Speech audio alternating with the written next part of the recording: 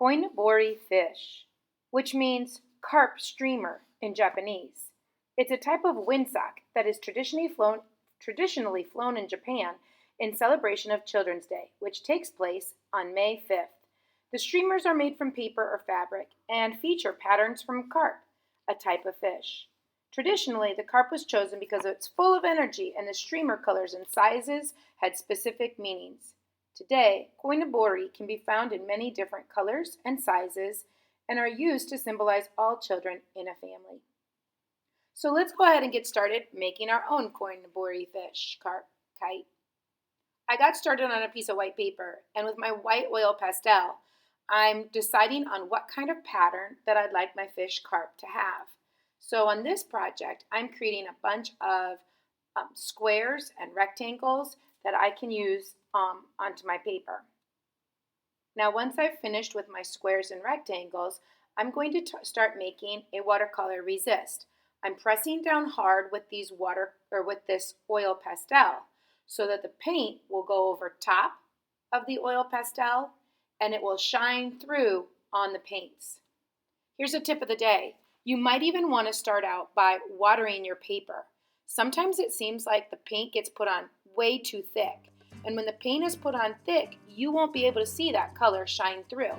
So it might be helpful to use large paintbrushes and plenty of water today to create that resist so that you can see the paint going through and letting the oil pastel shine through as well. So as you can see right now, I'm applying lots of water and then grabbing some paint and letting that paint paint over top. Again, plenty of water. And then it's also kind of fun, once you've got your color placed on, you might even want to start mixing and applying lots of different colors onto your project so that it kind of has a mixture of colors. Here's some purple, maybe a little yellow, a little more blue, and I'm just letting those colors blend and mix together for the background of my kite paper.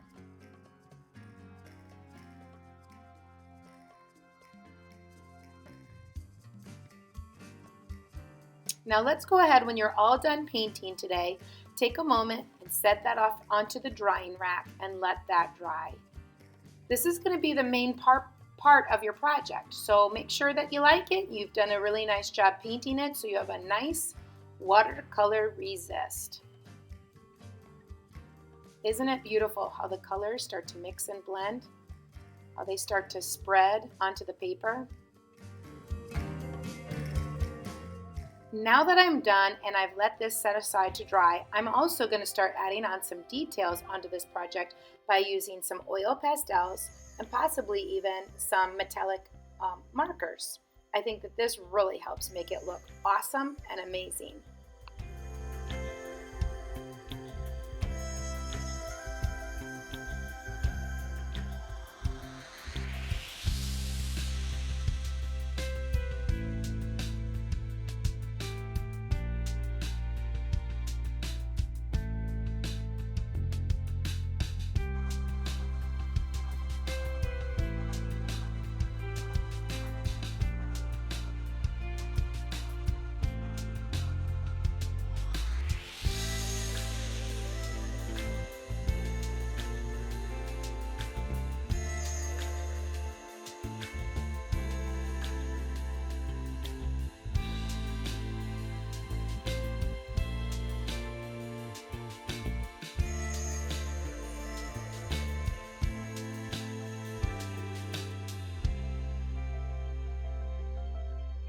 Let's go ahead and start making some fins and the eyes for our project.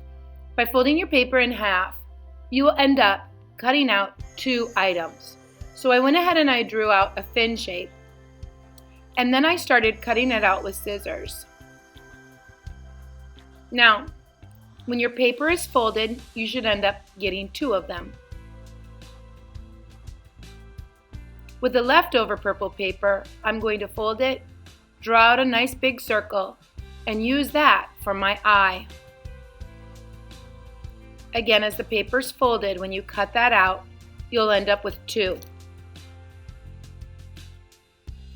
Now I like to take my white oil pastel and draw on both sides of the fin because this is a 3D project.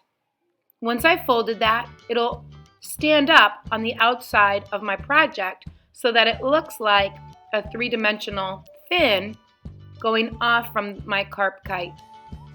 I'm going to do the same thing for my fins. I'm going to go ahead and use my oil pastel, and I'm going to draw on the lines for the fin, and I'm folding them so that it can get glued down to my three-dimensional project.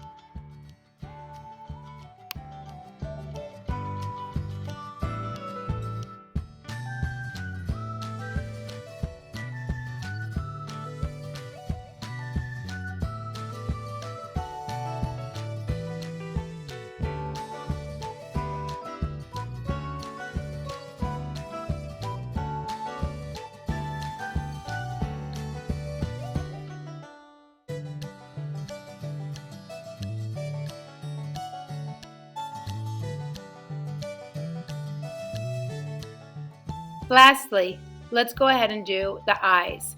Do the same thing with your white paper. Glue your white paper down to your larger circle.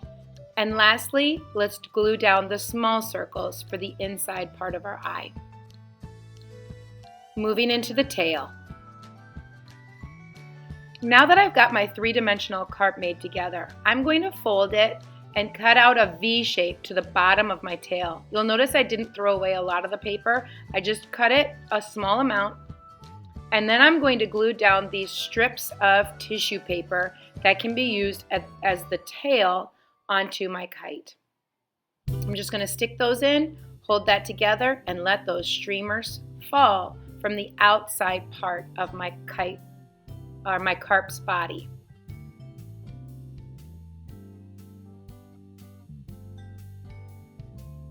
While that's setting aside to dry, I'm going to go ahead and add on a little bit of yarn to the mouth part of my project.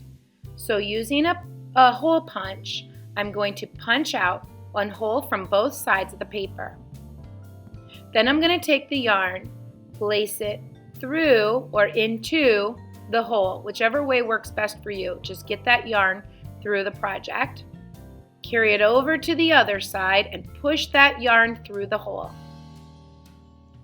Once you've got that yarn pushed through, you can probably pull that through, and taking those pieces of yarn, I'm going to place those together, and this is how you make a knot.